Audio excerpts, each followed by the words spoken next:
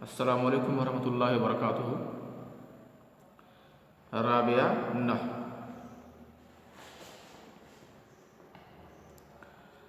ہم لوگ اضافت لفظی اور اضافت معنوی کی تعریف پڑھ لیے ہیں۔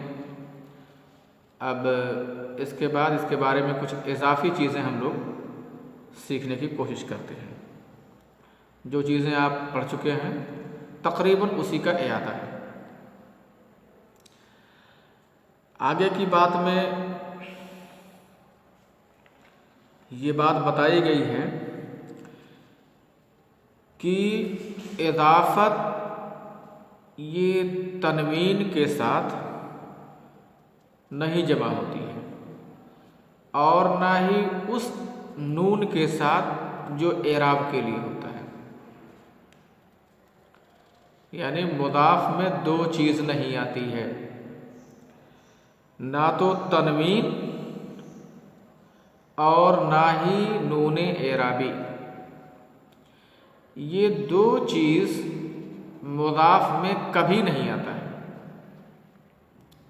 رہی الف لام کی بات، تو الف لام مضاف پہ کبھی آتا ہے اور کبھی نہیں آتا ہے، اور ہم لوگ اس میں اس کی وہ شکلیں سیکھیں گے جہاں مضاف پہ الف لام آتا ہے، اس کی کیا شکلیں ہیں، اس کی کیا شرطیں ہیں۔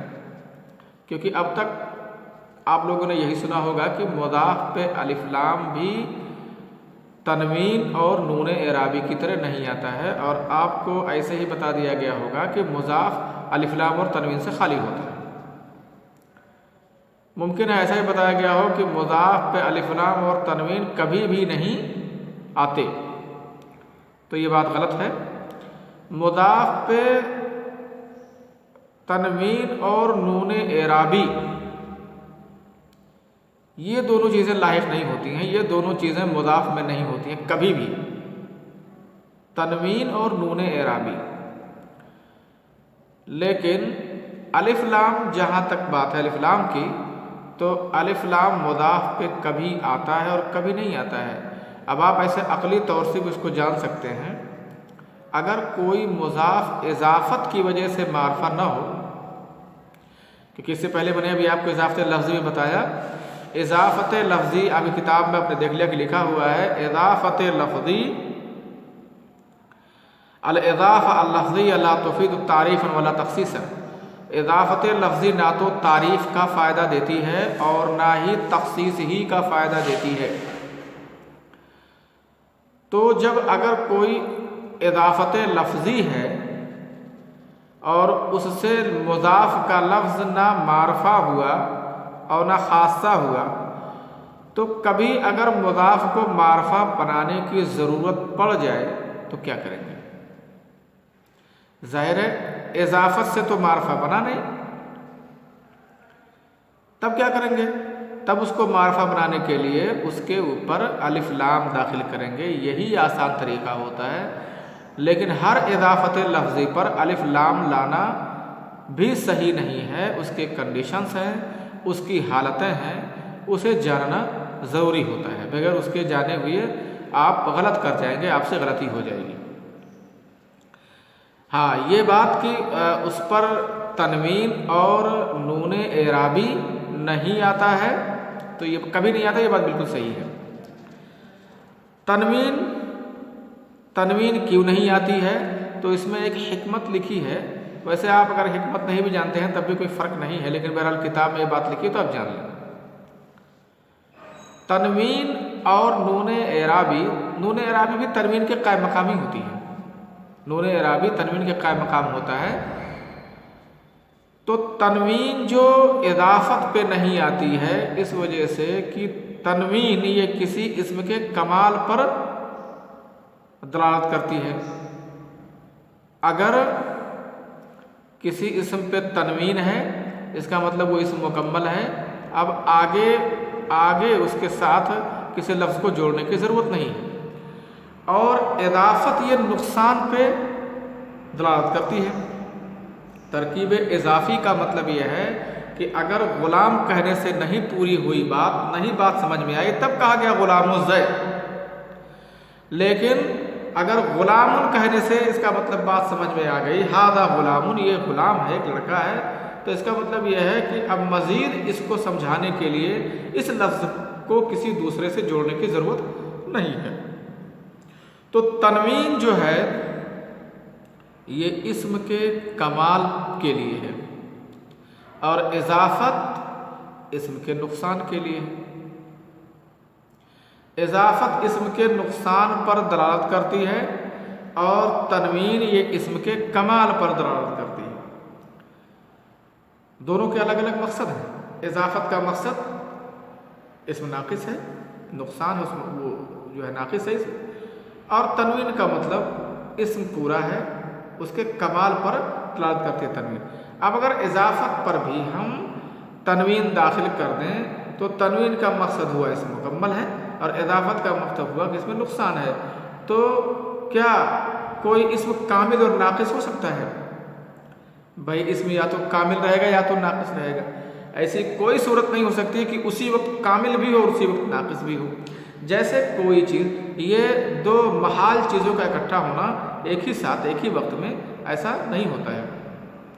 کوئی چیز اسی وقت اتنا ہی کالی بھی ہو اور اسی وقت اتنا ہی سفید بھی ہو، یہ کیسے ہو سکتا ہے؟ یہ جب نہیں ہو سکتا ہے کیونکہ دونوں کے مزاج اور دونوں کی طبیعتیں الگ الگ ہیں، تو جب ایسا نہیں ہو سکتا ہے تو ایسے ناقص اور کامل ان دونوں کی طبیعتیں، ان دونوں کا مزاج الگ الگ ہے، کوئی بھی اسم ناقص کامل نہیں ہو سکتا ہے یا کامل ناقص نہیں ہو سکتا، یا تو کامل رہے گا یا تو ناقص رہے گا۔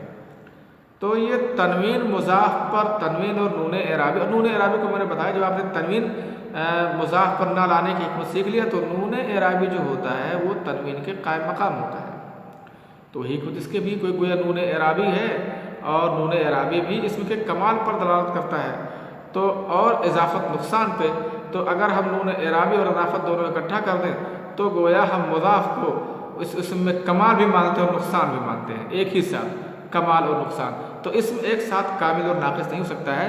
اسی وجہ سے مضاف پر تنوین، یہ مصلحت بتائی ہے، ڈھونڈ کر کے نکالا ہے مصلحت اصولیوں نے، تو اسی وجہ سے مضاف پر تنوین اور نون اعرابی نہیں رہنے دیتے ہیں، ختم کر دیتے ہیں، یا اضافت ختم کرتے ہیں، اور اگر اضافت اس میں ڈالتے ہیں، اس میں رکھتے ہیں تو تنوین اور نون اعرابی ختم کرتے ہیں۔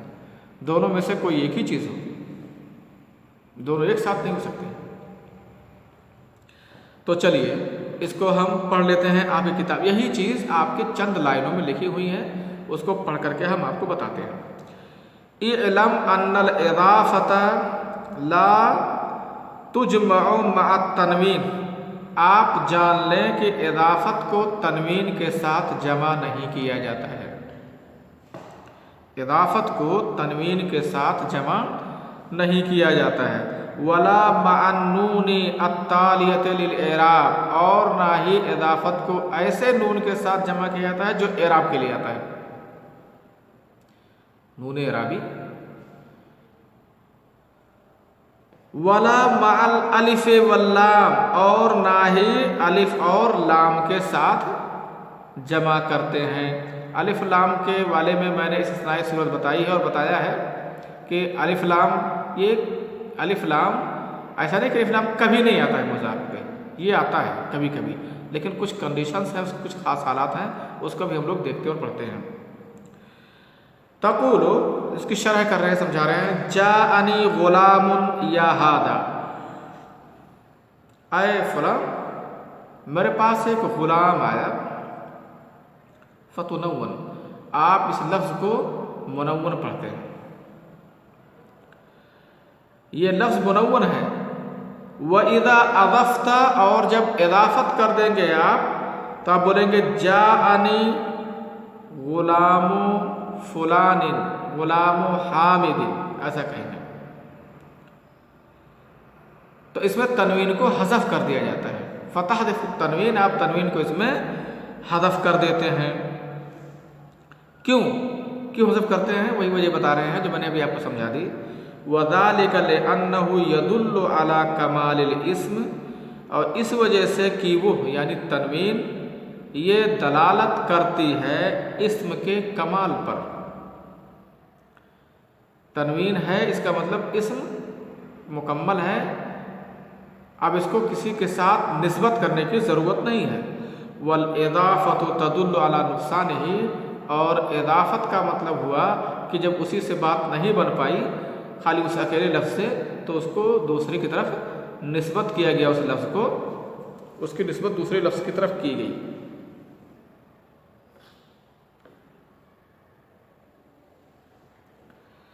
ولا یکون الشیء کاملا ناقصا، اور کوئی ایک چیز کامل ناقص نہیں ہو سکتی ہے.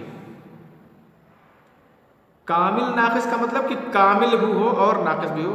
آپ جانتے ہیں دونوں متضاد صفتیں ہیں. کامل کمال اور نقصان. کمال کا مطلب ایک دم پورا، اور نقصان مانے کوئی کمی. ولا یکون الشیء کاملا ناقصا، اور وہ چیز کامل اور ناقص، کامل ناقص ایک ساتھ نہیں ہو سکتی ہے. وتقول، آپ بولیں گے جاءنی مسلمان، کامل ہے، یہ نون اعرابی کی مثال ہے.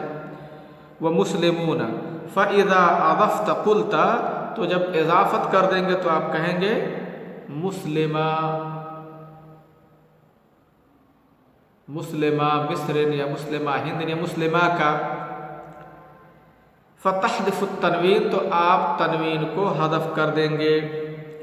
قال اللہ تعالی والمقیم الصلاۃ، والمقیم الصلاۃ، اور نماز کے قائم کرنے والے. آپ یہاں دیکھ رہے ہیں الف لام تو اس میں ہے، اس اضافت میں. المقیم الصلاۃ، المقیمین الصلاۃ، ایسا ہے اضافت کے اسم ان کو کاٹ دیا گیا ہے، لیکن اس مضاف پہ الف لام ہے. دیکھو اس سے یہ بات سمجھ میں آ گئی کہ اضافت یعنی مضاف پہ الف لام ہم داخل کر سکتے ہیں. وَإِنَّكُمْ لَذَائِقُ الْعَذَابِ، وَإِنَّكُمْ لَذَائِقُ الْعَذَابِ، بے شک تم لوگ عذاب چکھنے والے ہو. نون اعرابی گرا دیا گیا. اِنَّا مُرْسِلُو النَّاقَةِ، مُرْسِلُونَ، مُرْسِلُو النَّاقَةِ. اب کہہ رہے ہیں اصل جو ہے المقیم الصلاۃ المقیمین ہے، ذائق العذاب ذائقون ہے، اور مرسل الناقۃ مرسلون الناقہ ہے. تو اصل ہے المقیمین، الذائقون اور مرسلون. لیکن جو بھی آپ کو بتایا گیا کہ اس میں نون اعرابی اور تنوین نہیں آتی ہے تو اس کو حذف کیا گیا. اب کہہ رہے ہیں وَالْعِلَّةُ فِي حَذْفِ النُّونِ هِيَ الْعِلَّةُ فِي حَذْفِ التَّنْوِينِ، نون کے حذف کرنے کی علت وہی ہے جو تنوین کے حذف کرنے میں ہے. یعنی جو وجہ تنوین کو حذف کرنے میں ہے، اضافت سے تنوین کو کیوں حذف کر دیا جاتا ہے، اگر اس کا جواب دینا ہو تو یہ جو منطق ایک اس میں لائے ہیں اور اس میں ایک باریک بات کہی ہے، جو تنوین کے حذف کرنے کا جواب دیا جائے گا اضافت سے، وہی جواب نون اعرابی کے حذف کرنے کا بھی دیا جائے گا. تنوین کے حذف کرنے کا آپ جواب کیا دیتے ہیں؟ تنوین کے حذف کرنے کا آپ جواب یہ دے رہے ہیں کہ تنوین اسم کے کمال پر دلالت کرتی ہے اور اضافت اسم کے نقصان پر دلالت کرتی ہے. تو دونوں کے مزاج مختلف ہیں، اس وجہ سے یا تو اسم ناقص رہے گا یا تو اسم کامل رہے گا، اور ناقص کامل ایک ساتھ نہیں ہو سکتا ہے. اسی طرح سے آپ اس کا بھی جواب دیں گے کہ نون اعرابی کیوں نہیں آتا ہے اضافت میں مضاف پر، تو آپ کہیں گے کہ نون اعرابی اسم کے کمال پر دلالت کرتا ہے نون اعرابی، اور اضافت اسم کے نقصان پر دلالت کرتی ہے. اور اگر ہم اضافت میں تثنیہ یا جمع کا جو نون اعرابی ہوتا ہے وہ ایک بار جان لو ہر نون کو نہیں حذف کرتے، بلکہ وہ نون جو اعرابی ہے اس کو حذف کرتے ہیں. نون اعرابی جو ہوتا ہے جب مفرد میں نہیں ہوتا ہے جمع میں آ جاتا ہے، لیکن کچھ نون ایسے ہوتے ہیں جو نون اعرابی نہیں ہوتے، جیسے حین کا کہا گیا، شیطان کا نون ہے، حین کا نون ہے، انسان کا نون ہے. تو اب اس جو ہے یہ سب نون اعرابی نہیں ہے، بلکہ ان کو اعراب کے ساتھ وہاں نون اعرابی میں نون اعراب کے لیے لایا جاتا ہے، اور یہاں باقی جو نون ہیں ان کو اعراب کے ساتھ پڑھا جاتا ہے، یعنی ان کو خود اعراب دیا جاتا ہے، وہ اعراب کے لیے نہیں آتے ہیں، ان کو خود اعراب دیا جاتا ہے۔ تو وہی جواب آپ دیں گے نون اعرابی کے حذف کرنے کا جو آپ نے جواب تنوین کے حذف کرنے کا دیا ہے، وہی کہہ رہے ہیں وَالْعِلَّةُ فِي حَذْفِ النُّونِ هِيَ الْعِلَّةُ فِي حَذْفِ التَّنْوِينِ، اور نون کے حذف کرنے میں علت وہی ہے جو تنوین کے حذف کرنے میں ہے، لِكَوْنِهَا قَائِمَةً مَقَامَ التَّنْوِينِ، لِكَوْنِهَا کیونکہ یہ جو جتنے بھی نون اعرابی ہیں یہ سب کیا ہوتے ہیں؟ تنوین کے قائم مقام ہوتے ہیں۔ کہہ رہے ہیں وَإِنَّمَا قَيَّدْتُ النُّونَ بِكَوْنِهَا تَالِيَةً لِلْإِعْرَابِ، کہہ رہے ہیں کہ میں نے نون کو مقید کیا ہے یہ کہ وہ اعرابی ہو، صرف نون نہیں کہا ہے بلکہ نون کے ساتھ اعرابی بھی لگا دیا ہے، احترازاً من نون المفرد و جمع التکسیر، یہ بچنے کے لیے کہا ہے جو نون مفرد میں ہوتا ہے اور جمع تکسیر میں نون ہوتا ہے۔ جو نون اسم کوئی ہے، اسم مفرد ہے، اس میں بھی ایک نون ہوتا ہے، اور جمع تکسیر میں جو نون ہوتا ہے جیسے شیاطین، اس میں جو نون ہوتا ہے، یا شیطان، اس میں جو مفرد میں نون ہے، تو تاکہ یہ دو قسم کے نون اس سے نکل جائے۔ یہ نہیں کہا ہے کہ اس میں نون نہیں آتا ہے بلکہ کہا کہ اس میں نون اعرابی نہیں آتا ہے۔ تو اس سے سیدھی سیدھی بات ہے کہ جو نون غیر اعرابی ہیں، جو نون اعراب کے لیے نہیں لائے گئے ہیں،